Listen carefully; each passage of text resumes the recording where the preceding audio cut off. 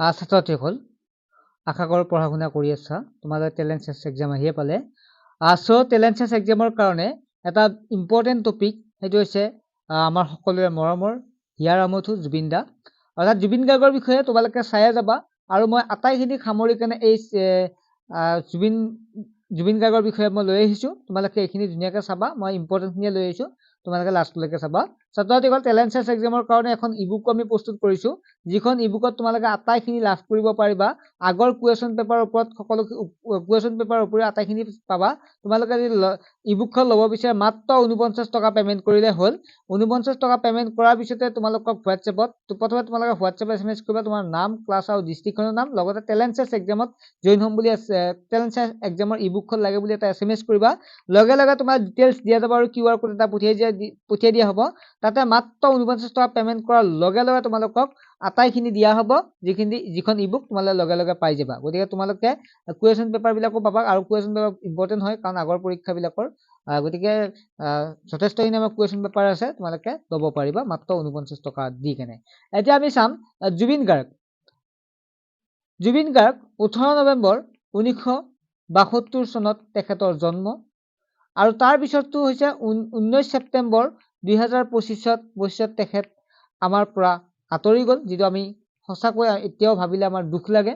ঠিক আছে সেয়েহে তোমালোকে কমেণ্টত জাষ্টিছ ফৰ জুবিন গাৰ্গ বুলি এবাৰ লিখা ঠিক আছে ভাৰতৰ এগৰাকী প্ৰসিদ্ধ কণ্ঠশিল্পী ইয়াৰ উপৰি তেওঁ এগৰাকী সংগীত পৰিচালক গীতিকাৰ সুৰকাৰ অভিনেতা চলচ্চিত্ৰ প্ৰযোজক চলচ্চিত্ৰ পৰিচালক চিত্ৰনাট্যকাৰ বাদ্যযন্ত্ৰী কবি আৰু সমাজকৰ্মী তেওঁ বিভিন্ন ভাষাতে কণ্ঠদান কৰিছে 1992 চনত জুবিনৰ প্ৰথমটো এলবাম অনামিকা মুক্তি পোৱাৰ লগে লগে পেছাদাৰী সংগীত জগতৰ সৈতে জুবিন জড়িত হৈ পৰে গতিকে মনত ৰাখিবা 1992 চনত জুবিনৰ প্ৰথমটো এলবাম নাকি আছিল অনামিকা বাংলা চলচ্চিত্ৰ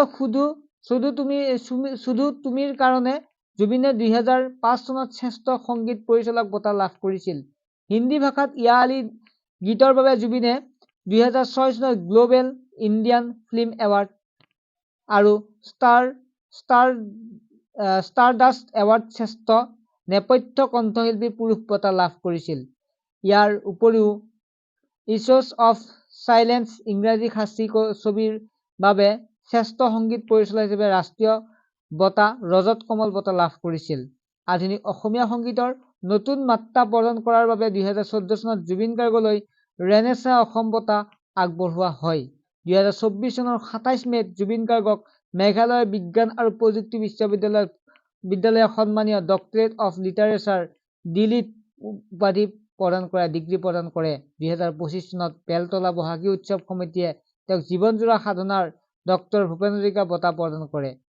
জুবিন গাৰ্গ বহু বাদ্যযন্ত্ৰী তেওঁ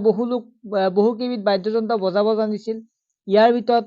আনন্দ লহৰী ঢোল দুতুৰা drum guitar harmonium mandolin keyboard তবলা আৰু একাধিক পাৰকিউশ্যন বাদ্য অন্তৰ্ভুক্ত অসমৰ সৰ্বাধিক পাৰিশ্ৰমিকপ্ৰাপ্ত কণ্ঠশিল্পীসকলৰ ভিতৰত তেওঁ অন্যতম প্ৰায় 33 বছৰ জোৰা তেওঁৰ কেৰিয়াৰত জুবিন গাৰ্গে 40টা ভাষাত 38,000তকৈ অধিক গীত বাণীবদ্ধ কৰিছিল গমে পাইছা তোমালোকে 40টা ভাষা গান গাইছিল আৰু তেখেতে 38,000 গীতৰ অধিক গতিকে এইখিনি তোমালোকে মনত ৰাখিবা 2025 চনত যিটো আমি নাভাবাকে হৈ গ'ল তেখেত 19 ছেপ্টেম্বৰত জুবিন গাৰ্গ ছিংগাপুৰত নোহোৱা হ'ল ঠিক আছে তেওঁ পৰলোকপ্ৰাপ্তি হ'ল গতিকে যিয়েই নহওক ছাত্ৰ ছাত্ৰীসকল আমি জুবিনদাৰ বিষয়ে চাবই লাগিব জানিবই লাগিব পৰীক্ষা বুলিয়েই নহয় সকলো ক্ষেত্ৰতে আমি জানিব লাগিব যদি ভিডিঅ'টো ভাল পালে লাইক কৰিব ঠিক আছে আৰু ভাল নোপোৱাৰ কথাই নাই যিহেতু জুবিনদাৰ বিষয়ে আমি জানিব লাগে আৰু এইটো পৰীক্ষাটো জুবিনদাৰ বিষয়ে আহিব ছাত্ৰ ছাত্ৰীসকল সকলোৱে এবাৰ জাষ্টিছ ফৰ জুবিনদাৰ লিখি দিবা আৰু লগতে তোমালোকে ইবুকখন ল'লে হোৱাটছএপ নম্বৰতে SMS কৰিবা ঠিক আছে বাই